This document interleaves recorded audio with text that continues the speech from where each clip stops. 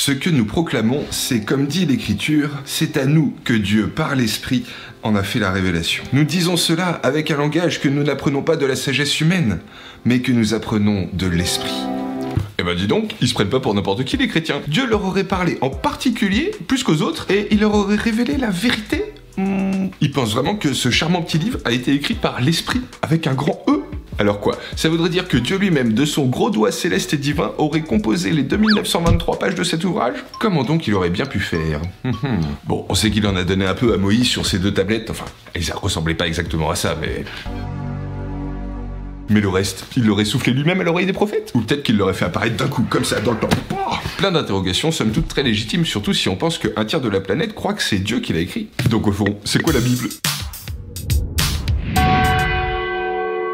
Laissez-moi commencer par vous conter une petite histoire, et a priori, elle est inspirée de faits réels. On est en Allemagne, au début du siècle dernier, et dans une classe, un instituteur cherche à rendre ses élèves athées. Et un jour, il va demander à tous d'écrire dans leur cahier « Il n'y a pas de Dieu ». Et là, une petite fille se rebelle, et face à la rébellion, lui, punition, sanction. Il lui demande d'écrire 100 fois « Il n'y a pas de Dieu ». Elle va dans son coin, elle rédige quelque chose, elle lui rend, et en fait, elle n'a pas écrit 100 fois « Il n'y a pas de Dieu », mais 100 fois « Il y a Dieu », en bien gros, en caractères majuscules. Alors lui, pour le coup, il s'énerve et il lui dit « Bon pour demain, tu vas m'écrire 200 fois, il n'y a pas de Dieu ». Toute penaude, elle rentre chez elle et face à la tristesse, sa maman lui dit « T'en fais pas, on va prier ensemble ce soir et demain, j'irai voir ton directeur ». Le lendemain, elles y vont donc, elle commence à raconter son histoire et là, le directeur la coupe et lui dit « Madame, j'ai quelque chose à vous annoncer, le professeur de votre petite fille nous a quittés la nuit dernière ». Ce qui est magique dans cette histoire, c'est pas du tout le fait que l'instituteur soit décédé, mais le fait que lui, athée, incrédule, à l'aune de sa mort, il a encore eu 100 fois le témoignage écrit que oui, il y a un Dieu. Au fond, nous les chrétiens, on croit que c'est ça la Bible. Ce que lui a mis par écrit pour nous aider à avancer, à toujours mieux découvrir qui il est. Et c'est pour ça qu'on pense que c'est sa parole, à la fois la sienne directement, et en même temps tout ce que ça nous dit de lui. Et si pour le coup, dans cet épisode 3, on essayait de comprendre un peu mieux comment la Bible a été constituée et de quoi elle est faite, ce qu'elle nous raconte, d'une certaine façon, on pourrait dire que Dieu se révèle de 3 façons, à la fois par les événements du monde, par sa parole et par les personnes. Au fond, chacun est libre de reconnaître ou non dans l'ordonnancement du monde, dans les signes des temps, la présence du transcendant, Dieu qui vient se révéler à nous, dans le visage de l'autre, dans le témoignage de ceux qui nous ont précédés, particulièrement dans la foi, l'amour et la charité.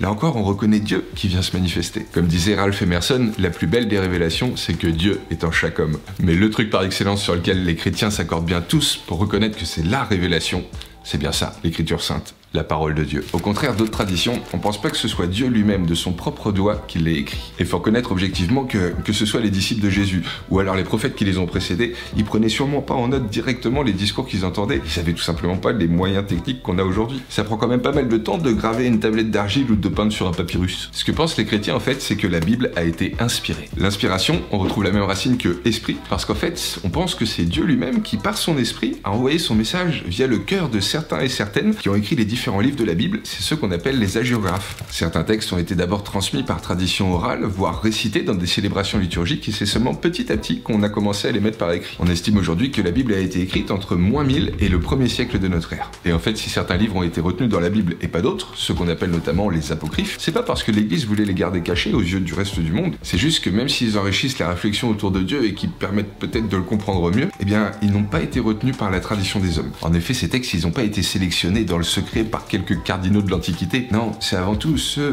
qu'on célébrait, qu'on récitait dans divers temps de prière, moments liturgiques. Et c'est ça qui fait qu'un jour, on les a compilés dans ce qu'on a appelé la Bible. Pour l'Ancien Testament, la Bible qu'on a en commun avec les Juifs, c'est au concile de Jamnia, au 1er siècle, que les Hébreux ont arrêté ce canon, tel qu'on le connaît aujourd'hui, c'est-à-dire l'ensemble des textes. Et pour l'Église latine, c'est à la fin du 4e siècle que le texte a été arrêté tel qu'on le connaît. Alors parfois, certains s'interrogent à savoir si la Bible est authentique, si elle n'a pas été falsifiée. Alors bien sûr, si on ouvre des Bibles de traductions différentes, on verra peut-être quelques mots qui changeront, selon que c'est une Bible catholique, orthodoxe, protestante, voire même selon que c'est un éditeur plutôt religieux ou plutôt classique. Mais il faut savoir qu'en plus d'avoir été le livre qui a été le plus vendu de toute l'histoire de l'humanité, c'est surtout le livre dont on retrouve le plus de manuscrits dans l'Antiquité. Dites-vous que les plus anciens fragments retrouvés, ils datent du tout début du 2e siècle. Et les plus anciens codex qui contiennent l'intégralité telle qu'on la connaît aujourd'hui, ils remontent au 4e siècle. Le nombre de copies de la Bible retrouvées aujourd'hui par rapport aux autres textes de l'Antiquité, mais c'est d'une quantité phénoménale. Là où vraiment au mieux on retrouve quelques dizaines de copies seulement pour certains philosophes, philosophes, à la même époque, on retrouve plus de 15 000 exemplaires pour le Nouveau Testament. Ce que nous disent au fond ces études historiques sur les manuscrits, c'est que certes, peut-être la Bible a été le livre qui a été le plus vérifié de toute l'histoire de l'humanité,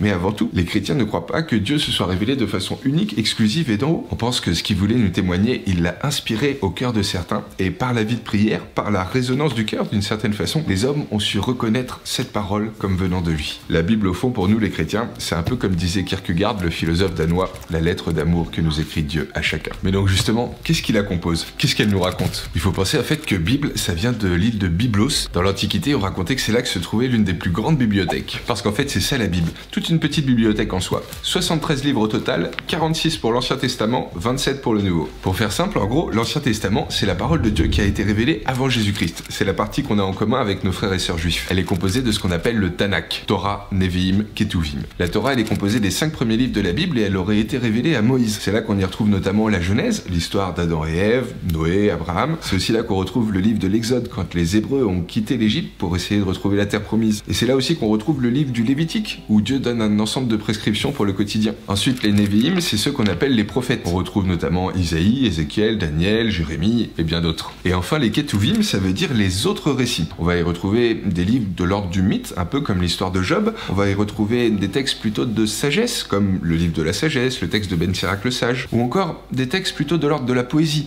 comme les psaumes, les proverbes. L'essentiel de ces textes a été écrit en hébreu, et pour les plus récents notamment, on retrouve quelques développements en grec aussi. Le Nouveau Testament, quant à lui, a été écrit exclusivement en grec. Non pas tant que Jésus parlait grec, mais c'était un peu l'anglais de l'époque, la langue la plus communément parlée. Et donc les apôtres, quand ils ont voulu mettre noir sur blanc ce qu'ils avaient compris et reçu de lui, ils ont ni plus ni moins qu'employé la langue qui était la plus parlée tout au bord de la Méditerranée, pour que ça puisse d'autant mieux se propager. Et pour le coup, dans le Nouveau Testament, on retrouve d'abord les 4 évangiles, c'est-à-dire la vie de Jésus racontée depuis 4 points de vue différents. Celui de Matthieu, celui de Marc, celui de Luc et celui de Jean. Ensuite, on retrouve les actes des apôtres, c'est-à-dire les tout débuts de l'Église. Après, suivent les lettres écrites par les apôtres aux toutes premières communautés. On retrouve notamment beaucoup de lettres de Saint Paul, écrites par exemple aux Romains, aux Corinthiens, aux Éphésiens. Et la Bible se finit donc par ce livre au nom particulièrement connu, l'Apocalypse, qui signifie révélation, dévoilement. Parce que c'est un texte allégorique en fait qui nous raconte comment, à la fin du temps, Dieu triomphe du mal. Et donc en fait, vous voyez, c'est ça la Bible. Dieu qui nous confie le message qui, pour nous, lui paraît le plus important. C'est pas la compilation de tous les savoirs du monde, ni même la réponse à toutes nos questions. C'est peut-être par contre la plus belle des histoires, racontée à travers tout plein de petites histoires. Dieu se révèle d'abord par les patriarches, Noé, Moïse, Abraham, puis après par les prophètes, les juges, les rois, pour chercher à faire comprendre une seule et unique chose aux hommes. Tout ça, le sens de la vie,